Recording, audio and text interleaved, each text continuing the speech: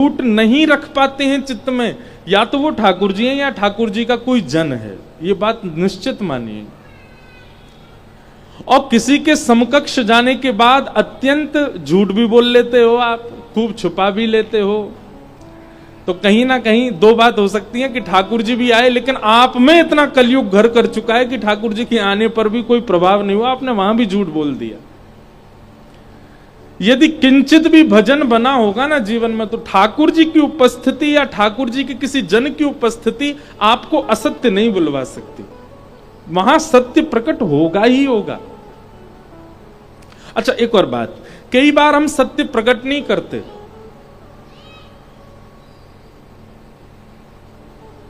एक गोपाल जी जिनके डोल रहे हैं, इनको बैठा लो, थोड़ी देर कथा वाले गोपाल जी को घूमने दो। हम क्या कह रहे थे, ध्यान से सुनना। कई बार आप सत्य प्रकट नहीं करते, लेकिन आपका तन प्रकट कर देता है। जैसे किसी भगवदीय के सामने आने पर आप चाहते तो हैं कि मैं इनको अपने हृदय की बात बताऊं, पर आप नहीं बोल पाते, तो आपका तन बोलता है। क्या? आपके हस्त कमल कांपने लग जाएं, नेत्रों से अश्रु आने लग जाएं, मन व्याकुल होने लग जाए, सांसें चलने लग जाएं, धड़कनें तेज। तो इसका मतलब क्या है? दोनों बातें हैं, सामने जो बैठा है वो भगवदीय भी है, और दूसरा आपके चित्त में थोड़ा भजन जो है वो श्रेष्ठ है, इसलिए असत्य आपके भीतर रुक नहीं पा रहा है, वो उसको प्रकट करने की इच्छा कर रहा है।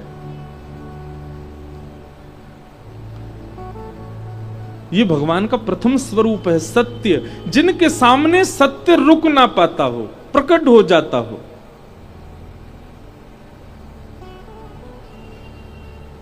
जिनके सामने सत्य छुपाने की भी इच्छा मन में ना होती हो, जो है वास्तविक है और वह प्रकट कर दिया जाए।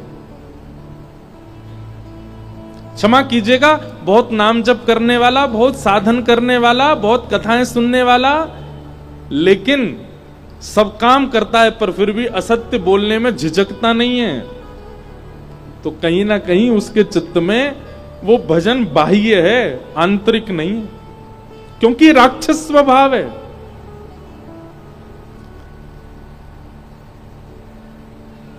यदि कोई शुद्ध चित्त से भगवत भाव रखता होगा तो निश्चित है कि वह सत्य को ज्यादा देर छुपा नहीं पाएगा, उसको प्रकट करना पड़ेगा। तो भगवान का प्रथम स्वरूप सत्य। ठाकुर जी का दूसरा स्वरूप है चैतन्य।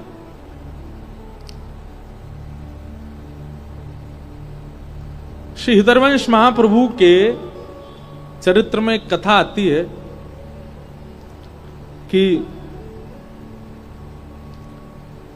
एक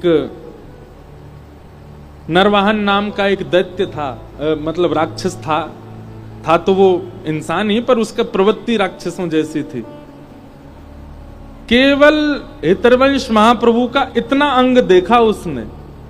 महाप्रभु जी राधा वल्लभ जी को पद सुना रहे थे, और पद सुनाते सुनाते जैसे ही पीछे से आया वह राक्षस प्रवृत्ति का व्यक्ति, तो महाप्रभु जी ने पूरा मुड़ के नहीं देखा, केवल इतना सा मुख पीछे किया देखने के लिए कौन है, तो इतना ही अंग वो देख पाया। इतने अंग को देखने मात्र से उसका जीवन परिवर्तित हो गया। अभी प्रवचन नहीं सुने, अभी कोई ज्ञान नहीं लिया उसने, केवल इतना उपस्थित, इतना अर्धमुख देखने मात्र से उसका जीवन परिवर्तित हो गया। इसका मतलब क्या है? जिनको देखा उनको देखने से आपके विकार नष्ट हुए, आपके भीतर जो असत्यता थी वो सब नष्ट होती चली गई, सत्यता प्रकट होने लग गई, तो इसका मतलब वो भगवदीय ही हैं।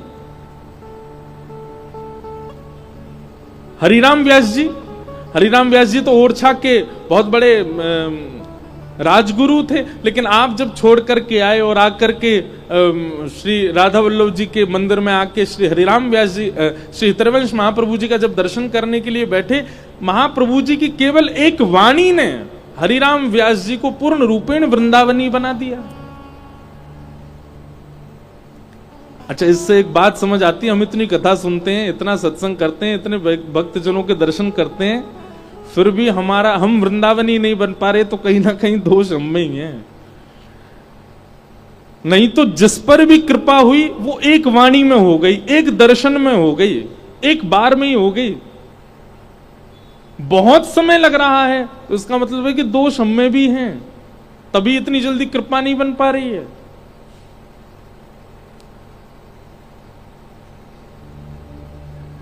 महाप्रभु जी का स्मरण भी इसलिए हो रहा है कि जब मैं गाड़ी से उतरा तो सबने यही कीर्तन कर दिया, जय जय राधा वल्लभ श्री हरिवंश, जय श्री वृंदावन श्रीवन चंद।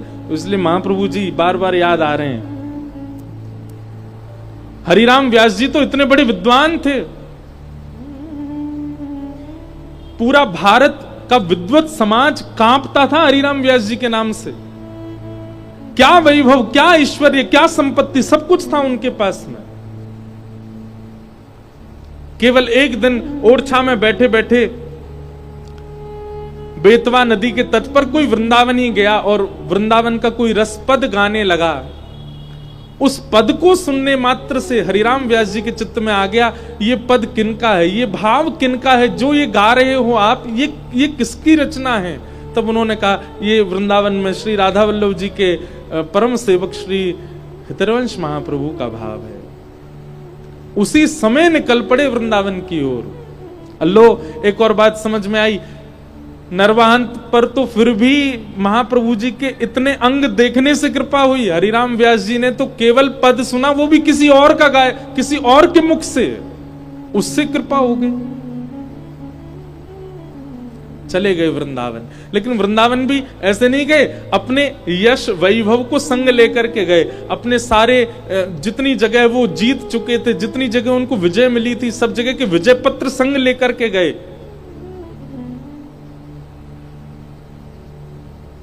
राधा वल्लभ जी के मंदिर में जाकर के केवल प्रार्थना की कि मुझे महाप्रभु जी से मिलना है। तो सेवकों ने कहा भी अभी सेवा में हैं, आप थोड़ी देर विराजो। तो हरिराम व्यास जी बोले, तुम जानते हो किसको बैठने के लिए कह रहे हो? अरे हम इतनी दूर से चल के आए हैं, 2 मिनट हमारा संवाद करा दो उनसे। सेवकों ने जाकर के महाप्रभु जी से कहा कि कोई हरिराम व्यास जी आए हैं, वो बैठे ही नहीं रहे, डटे ही नहीं रहे, यूं कह रहे अभी मिलवाओ। महाप्रभु जी बोले ठीक है, उनको लेकर के आओ। हरिराम व्यास जी को लेकर के सब सेवक जन जैसे ही गए, रसोई घर में महाप्रभु जी कुछ प्रसादी ठाकुर जी की सिद्ध कर रहे थे। और जैसे ही हरिराम व्यास जी आकर के बैठे तो महाप्रभु जी ने क्या किया, चूल्हे में से अग्नि ठंडी करने लगे, पात्र उठा करके नीचे रखने लगे। सब जो क्रिया कर रहे थे वो विश्राम करने लगे। तो हरिराम व्यास जी ने आके कहा, भगवान ये आप क्या कर रहे हो? आप सेवा कर रहे हैं ठाकुर जी की, वो पूरी कर लीजिए और हाथ से आप सामग्री बनाते रहो। मेरी तो जिज्ञासाएं मुख से बताने की है ना, मेरे प्रश्नों का उत्तर तो मुख से देना है। हाथ से सब्जी बनती रहेगी, सामग्री बनती रहेगी, मुख से मेरे उत्तर देते रहो। उसके बाद जो महाप्रभु जी ने उत्तर दिया, उसी से ही हरिराम व्यास जी का जीवन परिवर्तित। एक वाक्य में महाप्रभु जी कहते हैं, व्यास जी आपके लिए मुख से उत्तर देना और हाथ से सामग्री बनाना, ये 2 काम हो सकते हैं, पर मेरे लिए सामग्री सिद्ध करना ठाकुर जी की सेवा है। और मैं सामग्री सिद्ध केवल हाथ से नहीं करता, मन से भी करूंगा, बुद्धि से भी करूंगा, नेत्रों से भी करूंगा, ठाकुर जी की सेवा के लिए। ऐसा नहीं है कि केवल हाथ वहां चल रहे हैं, बुद्धि कहीं है, मन कहीं है। अरे जब सेवा कर रहे हैं, ठाकुर जी की प्रसादी बना रहे हैं, तो मन भी वही है, बुद्धि भी वही है। और अगर मैं प्रसादी बनाऊंगा तो आपका संशय दूर कैसे करूंगा, क्योंकि मेरा मन तो सामग्री में है। और आपको संशय निवृत्ति की इतनी जल्दी है, तो फिर उसके लिए मुझे सामग्री छोड़नी पड़ेगी, आपकी निवृत्ति करनी पड़ेगी, क्योंकि मन वहां से हटा के आप में लगाना पड़ेगा। आपके प्रश्न का उत्तर देना ये मन के काम है, और सेवा करना भी मन का काम है, पर आपके लिए अलग है। आपके लिए प्रसादी बनाना हाथ का काम है, उत्तर देना मन का काम है, पर मेरे लिए प्रसादी बनाना भी मन का काम है, इसलिए मुझे मन एक तरफ से हटाना पड़ेगा। हरिराम व्यास जी हाथ जोड़ लिए, बोले बस मेरे सारे प्रश्न खत्म हो गए, अब कुछ नहीं पूछना मुझे। चरणों में प्रणाम किया, बोले कि जीवन भर निकल गया मुझे विद्वत्ता करते करते, ग्रंथों को पढ़ते पढ़ते, लेकिन आज तक ऐसा प्रत्युत्तर नहीं मिला। आपने मेरा भेद खोल दिया कि तन की क्रिया मन की क्रिया अलग है, तो इसका मतलब है हम संसारी हैं, पर जहां तन है वहीं मन है, इसका मतलब हम भगवदीय हैं। मेरे को मेरा उत्तर मिल गया। कितना अच्छा सूत्र है। हम लोग भी ऐसे करते हैं, हाथ से सेवा करते जा रहे हैं ठाकुर जी की, और सेवा करते करते किसी को कह, हाँ भाई सुन, मैं जल्दी सेवा कर रहा हूं, चाय बनाए दियो। इसका मतलब क्या? मन वहां भी है। जब भगवत सेवा है तो उस समय भगवत सेवा है, उस समय मन आपका कहीं नहीं जाना चाहिए। और यदि मन उस समय कहीं और जा रहा है तो इसका मतलब है कि सेवा ठाकुर जी स्वीकार नहीं कर रहे हैं। सेवा तन से नहीं, हाथ से नहीं, मुख से नहीं, नेत्रों से नहीं, मन से होती है, और मन एक ही जगह रहता है। गोपियां कहती हैं ब्रज की, एक हतो सो गयो श्याम संग, को राधे को मन ना रहे 10-20। उद्धव, तुम कह रहे हो कि हम अपना मन कहीं और लगा लें कृष्ण को छोड़ करके? कोई 10-5 मन है क्या हमारे पास कि एक कृष्ण में लगा लें, एक घर में लगा लें, एक परिवार में लगा लें, एक पति में लगा लें, एक बच्चों में? एक ही मन है हमारे पास। और एक हतो सो गयो श्याम संग। श्री कृष्ण मथुरा गए तो मन भी हमारा उन्हीं के संग चला गया। कैसे कहीं और लगा लें हम? मन ना रहे 10-20। ये एक स्थिति है।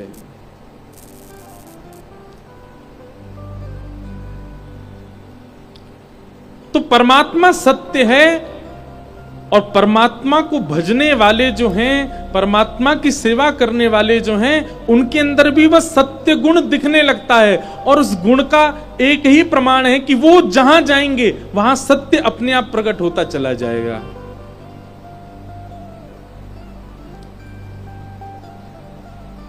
पहला रूप भगवान का सत्य, दूसरा रूप भगवान का चैतन्य। चैतन्य का मतलब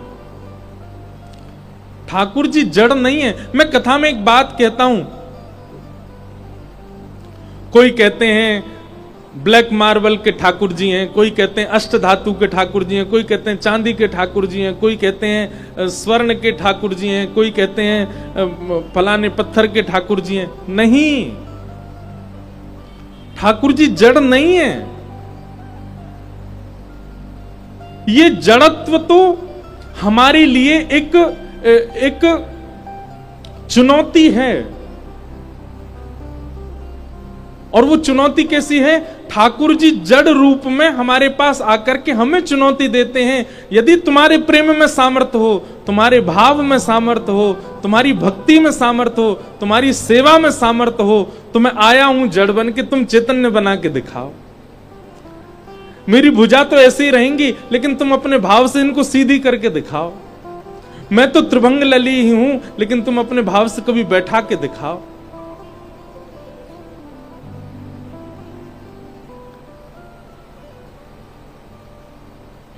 अरे कितने प्रमाण दें कि श्री ठाकुर जी ने अपने वैष्णव भक्त के कारण कितनी बार अपने रूप में परिवर्तन किया। श्री हरिराम व्यास जी के चरित्र में आता है कि हरिराम व्यास जी के श्री जुगल किशोर जी, उनके लिए कोई वंशी लेकर के आया, तो जुगल किशोर जी को वंशी जैसे ही पधराने लगे व्यास जी, तो वंशी थोड़ी बड़ी थी, ठाकुर जी के हस्तकमल में आ नहीं रही थी। तो व्यास जी ने थोड़ा सा श्रम किया तो श्री ठाकुर जी के अंग में से रक्त प्रवाहित होने लग गया, श्री जुगल किशोर जी के। हरिराम व्यास जी को बहुत बहुत मन में पीड़ा होने लगी, तुरंत चरणों में प्रणाम किया, जय जय क्षमा कर दो। अरे मैंने क्यों ऐसी भावना रखी कि आप जड़ हो? मैं क्यों भूल गया कि आप तो साक्षात चैतन्य हो? मैंने आपके हस्त कमल में पीड़ा दे दी ठाकुर जी, मुझसे अपराध बन गए हो। और हरिराम व्यास जी उसी समय अपने पुत्र को सेवा में करके और निकल पड़े वृंदावन की परिक्रमा में। सूर्य उदय से सूर्यास्त तक केवल परिक्रमा करूंगा, या को अपराध को प्रायश्चित करूंगा, मैंने ठाकुर जी को श्रम कर दियो। हरिराम व्यास जी परिक्रमा करके रात्रि में जैसे ही वापस आए और शयन में आकर के जुगल किशोर जी का दर्शन किया, तो जुगल किशोर जी वही वंशी धारण करके खड़े थे जो सुबह आ ही नहीं रही थी हाथ में। हरिराम व्यास जी ने अपने पुत्र को बुला करके पूछा, जी वंशी तो ठाकुर जी के नाप की थी नहीं, ठाकुर जी के हस्तकल में सुबह आ नहीं रही थी, जी कैसे आ गई? पुत्र ने तुरंत जुगल किशोर जी के पास जाकर के और पिताजी से कही, पिताजी आप कैसे कह रहे हो जी वंशी ठाकुर जी के नाप की नहीं है, देखो ये तो बड़ी सहजता से बाहर आ रही है, बड़ी सहजता से ठाकुर जी धारण कर रहे हैं। तभी हरिराम व्यास जी ने स्नान आदि करके भीतर मंदिर में जाके देखी कि वंशी तो उसी आकृति की है, पर श्री जुगल किशोर जी ने अपने हाथ बड़े कर लिए ताकि वो वंशी आ जाए। ठाकुर जी चैतन्य है, जड़ नहीं है।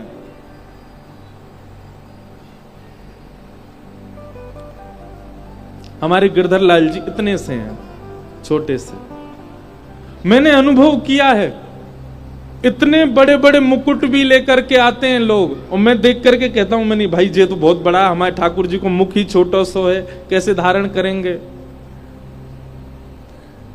सामने वाले जो भाव उनका वैष्णव थे वो बड़े भावुक हो गए, बोले महाराज जी हम तो बड़े भाव से लाए थे, आप प्लीज इसको स्वीकार करो। मैंने कि कल श्रृंगार करेंगे तो देखेंगे। पतो ना है जन लाला ने कहा कि मुकुट छोटो कर लियो कि जन अपना मूड बड़ो कर लियो, खूब प्रेम से धारण कर लिया, और वो लगे कि ये ठाकुर जी के लिए ही बना है। उसका जो टिपारा था वो तो बहुत बड़ा है, अभी भी ठाकुर जी पहनते हैं कभी कभी, पर वो ऐसे विराजमान हुआ जैसे कि बिल्कुल इन्हीं के सर के नाप को ही है। ठाकुर जी जड़ नहीं है, चैतन्य है। अनुभव करो अपने ठाकुर जी के साथ।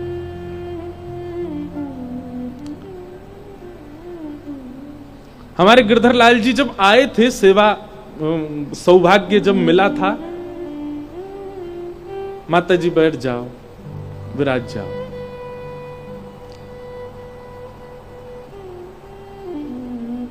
तब ठाकुर जी को इतनी इतनी पोशाक पहनाते, वो भी बड़ी लगती थी। अब इतनी बड़ी भी पहन लेते तो भी छोटी लगती है। पता नहीं कैसे रूप धारण करते हैं, कैसे आकृति बना लेते हैं। हमने तो बहुत अनुभव किया है कि श्री ठाकुर जी परम चैतन्य हैं। हमारे गिरधर लाल जी को जिसने प्रत्यक्ष नहीं देखा ना, वो यही विचार करता है कि इतने बड़े ठाकुर जी होंगे, खूब सुंदर श्रृंगार होगा, खूब बड़े बड़े नेत्र होंगे, लेकिन जब वो प्रत्यक्ष दर्शन करने जाता है, इतने से दिखते हैं ठाकुर जी, बहुत छोटे से। और एक और बात, जो गिरधर लाल जी को देखते रहते हैं उनके लिए बात है, 11 से 17 जनवरी आप श्री लाल जी का दर्शन कीजिएगा। इतने बड़े बड़े मंडप बनते, इतने बड़े बड़े गर्भगृह बनवाते हैं हम श्री लाल जी के। छोटे से ठाकुर जी पीछे से देखने वाले पंडाल में उसको भी दिखाई देते हैं, ऐसा लगता है मानो उन्होंने अपना रूप बड़ा कर लिया हो। ठाकुर जी चैतन्य हैं।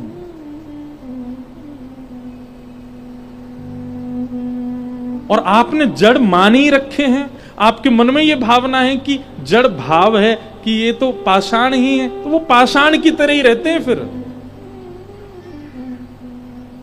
भावना रखो कि ये चैतन्य है, तो वो चैतन्य की तरह ही रहेंगे।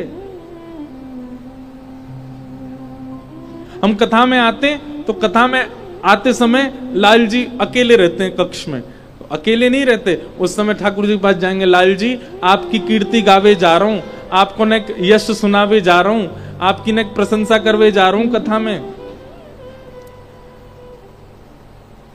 थोड़ी देर आराम कर लियो, आनंद कर लियो।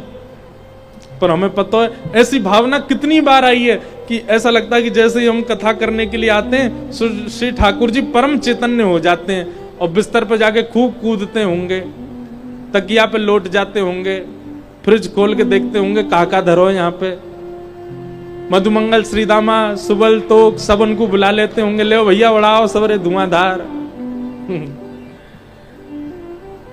कितनी बार ऐसा अनुभव हुआ है। कि वो चैतन्य है। मीराबाई का ये पद बहुत सुंदर लगता है।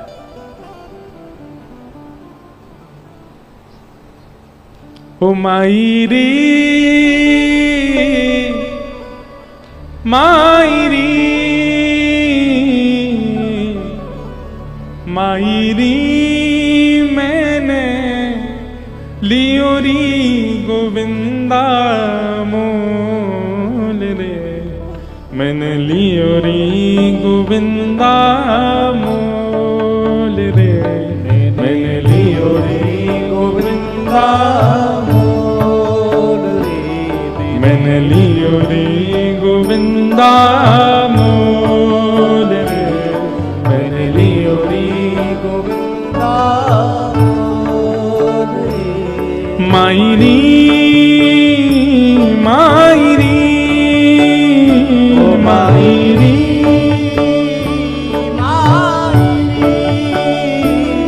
मायरी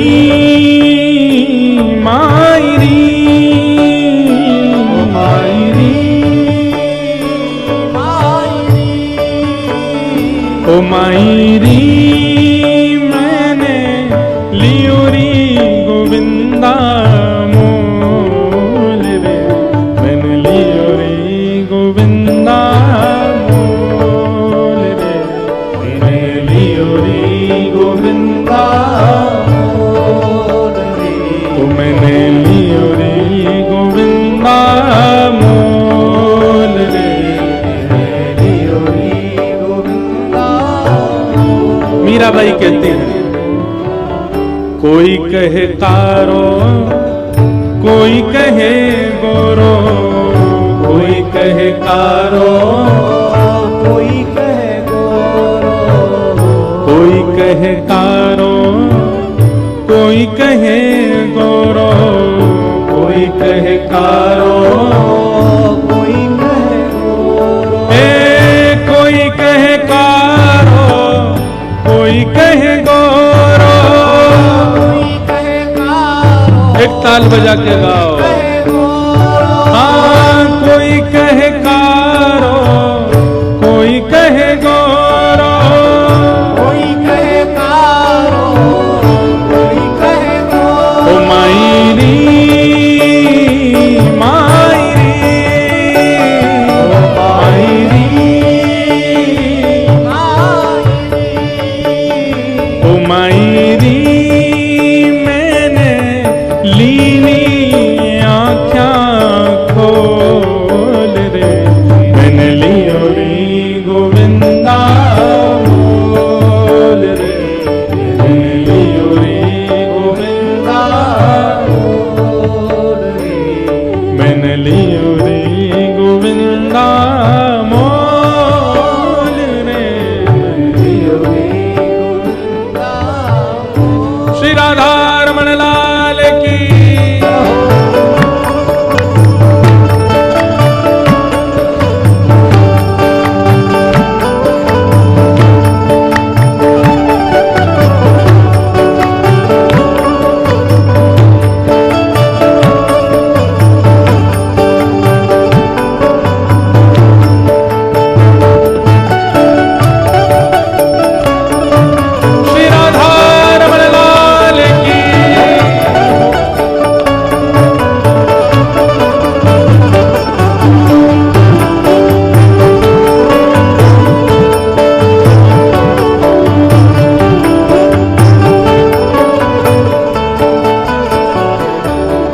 बोलो जुगल जोड़ी सरकार की।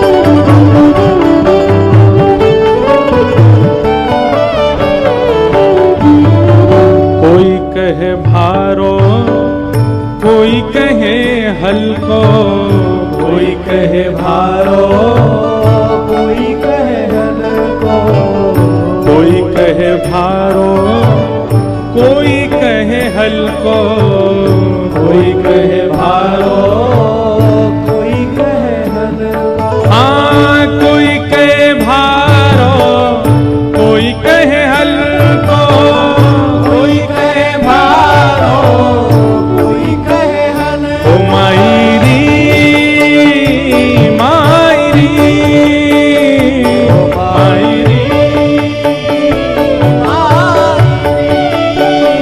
ओ मायरी मैंने लीनो तराजू तोल रे, मैंने लियो रे गोविंदा मोल रे, मैंने लियो रे गोविंदा मोल रे।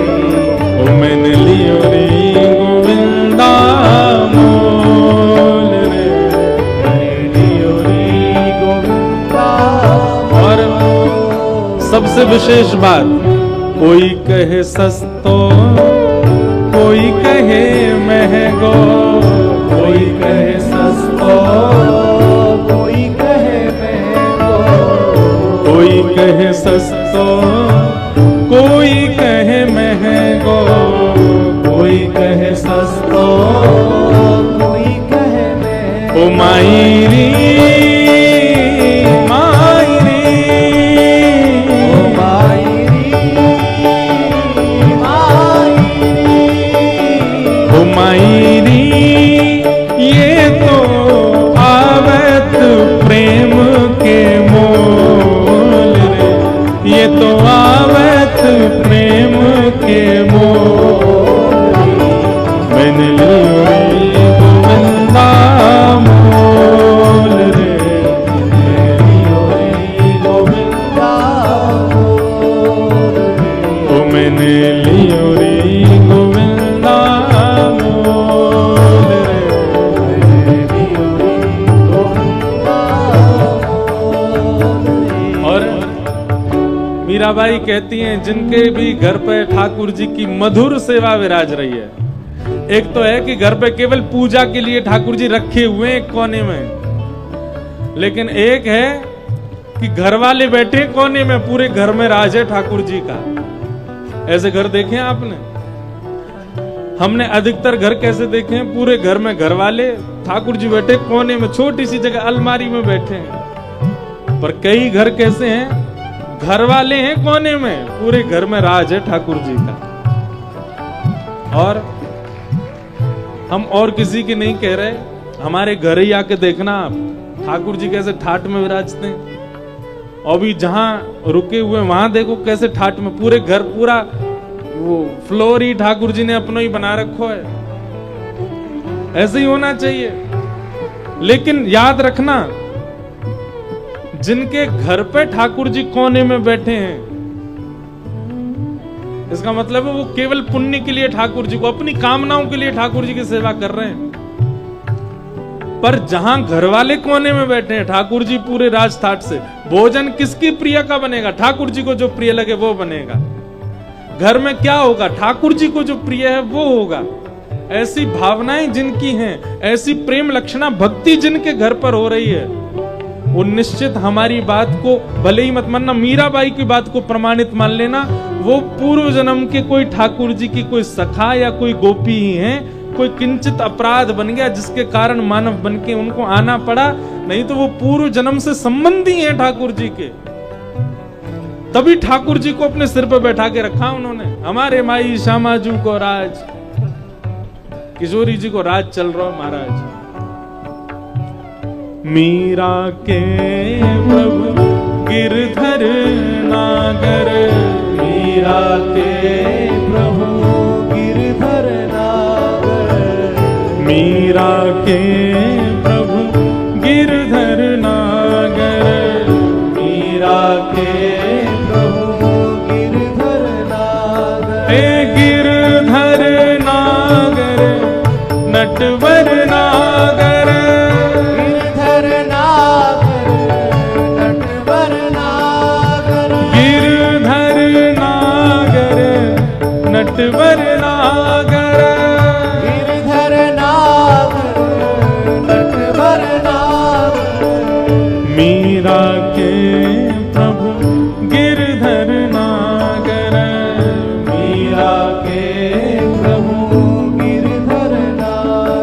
तो पूरब, ये तो पूरब, ये तो पूरब जन्म को मेल रे, मैंने लियो रे गोविंदा मोर रे, मैंने लियो रे गोविंदा मोर रे, मैंने लियो रे गोविंदा मोर रे, मैंने लियो रे गोविंदा मोर रे।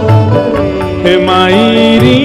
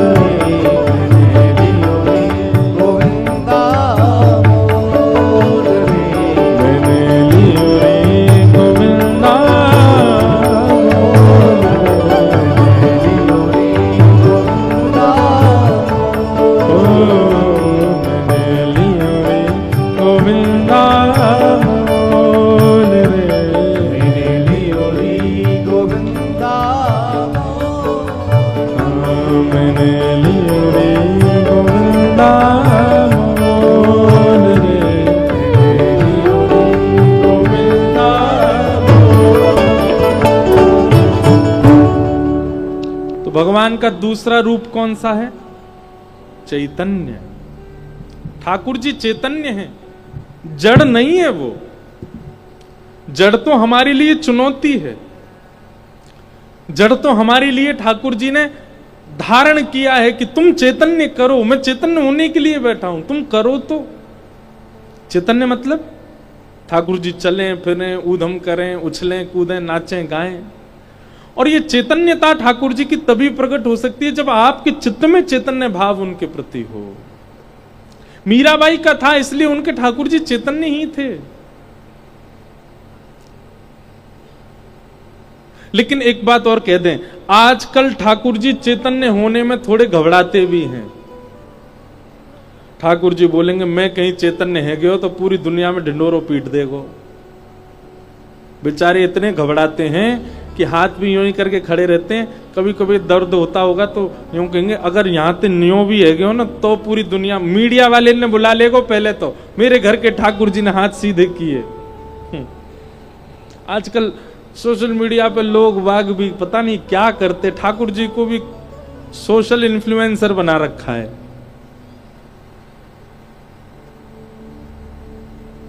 हमारे ठाकुर जी ने फ्रिज से खीर निकाल के खा ली। एक वीडियो तो मैंने अभी कुछ दिन पहले ही देखी, वो फ्रिज में जैसी वीडियो बनाती हुई जा रही है, फ्रिज खोली तो खीर पे ही लड्डू गोपाल बैठे हैं। ओहो, हमारे ठाकुर जी खीर खा रहे थे। देखो देखो भैया, ऐसे मत करो, नहीं तो कलयुग में ठाकुर जी बेचारे नेकात जो कृपा करने वो नहीं करेंगे। ठाकुर जी कहेंगे घोर कलयुग आ गया, भागो यहां से। ऐसे नहीं करना चाहिए भैया। अगर कभी चैतन्यता का अनुभव हो भी जाए, कभी आपको ऐसी अनुभूति हो जाए, देखो हमको तो अनुभव होते हैं और हमको मंच से बताने इसलिए पड़ते हैं क्योंकि कई लोग बताई हुई बातों का फिर पालन करते हैं, अपने जीवन में घटाते हैं, इसलिए हमको तो मंच से कई भाव कहने पड़ते हैं। लेकिन आप सब उसका कभी प्रदर्शन कभी कोई चैतन्य लीला अगर ठाकुर जी कर भी दें, उसको कहीं लिख लो, कहीं उसको अंकित कर दो, पर उसको बताओ नहीं, सबके सामने कहो नहीं। स्वप्न तक नहीं बताना चाहिए ठाकुर जी को, ठाकुर जी का इतना गोपनीय रखना चाहिए भाव। हमारे रसिक जन वृंदावन के कहते हैं कि रस बतावे से रस घटे, रस बतावे ते रस घटे। रस बांटने से रस नहीं घटता है, रस बतावे से रस घटे। इसलिए बताओ नहीं, गोपनीय रखो। हमने हमारा कहीं पॉडकास्ट था, वहां पे हमने एक बरसाने के बाबा का जिक्र कर दिया, नाम भी नहीं लिया उनका। मैंने जानबूझ के नाम नहीं लिया कि लोग बाग भीड़ नहीं लगा दें। बेचारे बाबा का कुछ दिन पहले फोन आया, देखो आप इस बात को बहुत सीरियसली सुनना, जो लाइव सुन रहे हैं वो भी। बाबा बेचारे रोए फोन पे, मुझसे बोले भैया तुमने काय को कह दियो। मैंने बाबा मैंने नाम थोड़ी लियो आपको। बोले तुमने नाम ना लियो, लेकिन दारी के आए गए मेरी कुटिया पे कई लोग खोजते खोजते। अब तो यूं कह रहे हैं तुम्हें उनके ठाकुर जी की पता चले, हमारे ठाकुर जी की बताओ। मैंने कि बाबा, बोले वाह डिलीट करवाओ। मैंने कि कहां कहां से करवाऊं, वो तो सब जगह पहुंच गए हो। तो बोले अम्मू को तुम, अब मुझे फिर उस रात नींद नहीं आई। मैंने कि महात्मा बेचारे, इनका बोलना ही नहीं चाहिए था, बताना ही नहीं चाहिए था। लोग बाग खोजते खोजते पहुंच गए उनकी कुटिया पे। भैया रस की चर्चा मत कहो ज्यादा। हम मंच से कह दें सुन लो, भाव रखो चित्त में, अच्छे से उसका रखो। अपनी सेवा के भी जो आपको अनुभव होते हैं उनको भी गोपनीय रखो, चित्त में रखो और होने दो। बहुत कुछ करेंगे ठाकुर जी अभी। आप एक बार में ही इतने ज्यादा क्यों उछलने लग जाते हैं? हमारे ठाकुर जी ने ऐसा किया।